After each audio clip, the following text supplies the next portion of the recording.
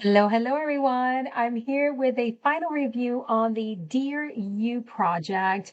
This is a super special project. This is an interactive 12-page envelope style scrapbook designed to hold letters, one per month, along with photos. All right. So it's what I call my deconstructed envelope. And let me show you what it's all about. So here's the scrapbook or album, whatever resonates with you. You open it and it has 12 envelopes. And the way that these envelopes work is that you open the flap like a traditional envelope, but as opposed to digging in there, it opens up, it expands, and it has a place for photos and the letter. This is what's important. I love that each of these pages unfold to reveal your photos and then that pocket, that hidden pocket that's tucked away for the handwritten note, your heartfelt message. You can even put, kind of mementos in there, whatever it is that you want to store that obviously fits into this space. Most certainly. You can put your letter in there, just the letter alone, or you can put it in envelopes. If you need some envelope designs, I have so many in my stationery project. I will link that in the description box below so you guys can check that out if you're interested. So that's all it is. It is these pages right here. This project comes with several goodies. I'm going to take you through all 12 pages so you can take a look at them. It comes with prompts. It comes with what I call a general purpose prompts, which you see right here. Here are a few of them, and these are going to help you get those creative juices going with in terms of writing. There's a wedding, anniversary, one for son, one for daughter, an everyday type of prompt. There's 5 of them, if I'm not mistaken, and you can use those or not. They're just to help you get going. I used the kitchen sink paper collection for this project, and I have to tell you, it's perfect because there's no theme here, guys. That's why it's called kitchen sink. Anything goes with this, and it looks stunning on the box as well as on the envelopes. So it's pretty perfect for this project. So let me take you through each of these pages so you can take a look at the way I use the papers. Another thing I want to point out that the matting and decorating here is very minimal. I only decorated this page here on the inside because I want you to see that it's simply photo, photos, photo. You can do a photo here if you want to, or this is where you put your paper, here and here. And this is a paper opportunity as well, or you can use a pocket card like I did here. Here I chose a journaling card, but you can use a pocket card. And this collection comes complete with pocket cards. That's it. No more matting, no more too much of anything. All right. You do not want to overstuff this because it's just going to lose its charm. All right. This is something for photos and journaling, or not journaling, a letter. A letter. I did a slit here for those to limit you to this slit. Okay. I want to limit you to this slit if you want to add a few extra goodies, photo perhaps to just give you a bit of an insight to what's to come on the inside, but that's it. This also comes with a stamp, a digital stamp embellishment set where you can put a stamp back here, and that's it. You can put a photo back here, and that's it. The rest of the pages, I only did them up on the outside, okay?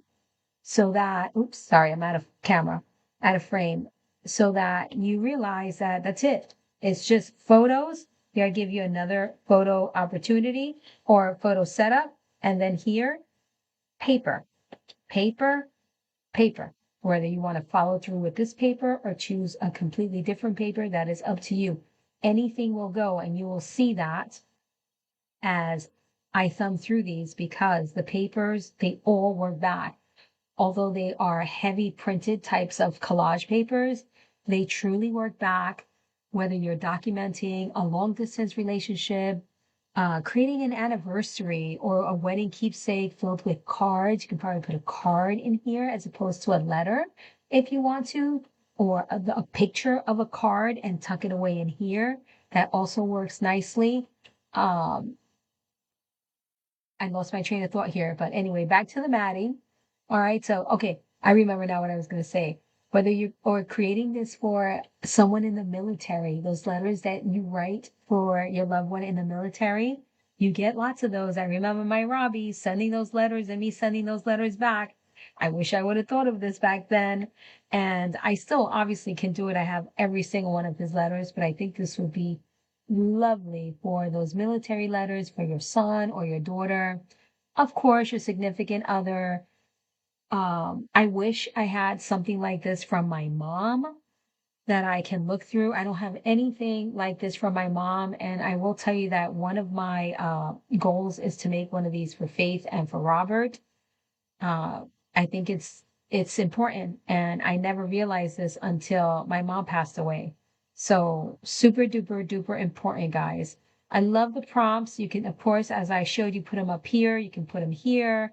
There's a couple of different options as to where you can put these. Look at how very simple and clean this is. Again, this is, I would say, the traditional way to attach your prompt. And then the other ways that I showed you, these are magnetized.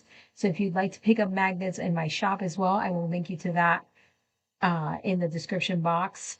And of course, the paper, but you can use whatever paper you want. You can do this as a 12 Days of Christmas in this type of format.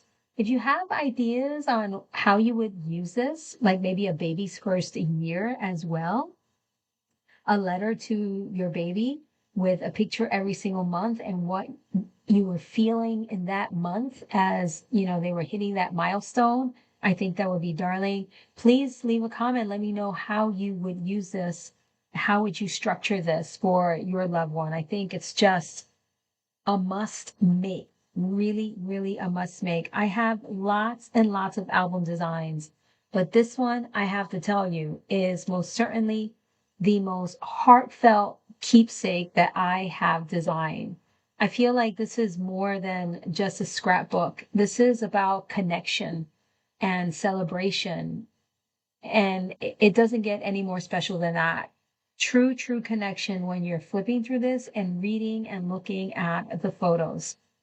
Really, really special, guys. I love this just because we're all about the decorating, right? So we did a little signature cut here just to create a bit more interest in these pages. So you can do this in all of them if you want, because this will give you some interest. Creating a signature cut will give you interest while maintaining still a very minimalist look in your pages, as opposed to that whole maximalist type of look that we like to build in our page designs. At least I know I do. I can go a little overboard with the embellishing. So again, very minimal paper here. Your task is matte or photo, depending how many photos you have. Your paper choices would be here and here, or here if you choose to flush your photo this way. Okay, but you can totally blow this out with just an arrangement of photos and no paper, and your paper would just be here to for the inside of the pocket. So really think about those things and do not over embellish, because you're not going to be happy. So a simple pocket on the back for more photos, or perhaps some piece of memorabilia. It could be a piece of fabric, just almost anything, whatever you can think of that you can slip in here without creating too much bulk. I highly recommend it. I got a little bit creative here on the inside cover. I did a signature cut, again, just to create some interest, because there's very little embellishing here. So you want to create interest where you can. I'm trying to get a tool so that I have no nails, so I can't get under there. So just to create a little bit of interest without creating bulk. So this will obviously lay flat. I also made a signature cut right into these pieces here to slip a photo underneath. And I did some off-page matting, uh, where instead of cutting through the camera, I cut around the camera and matted so that we have like a three-dimensional item without the dimensional bulk that this will give an album if you actually had a camera embellishment here. So I think this just creates a lot of depth and interest to a page, and I hope you love it. Again, I would love to know how you would use this project. and what paper collection would you use if you went with something other than kitchen sink? This is Kathy with Paper Phenomenon, and all the links will be in the description box. So please take a look. And I believe I still have a BOGO sale going on, so take advantage of that as well. Until next time.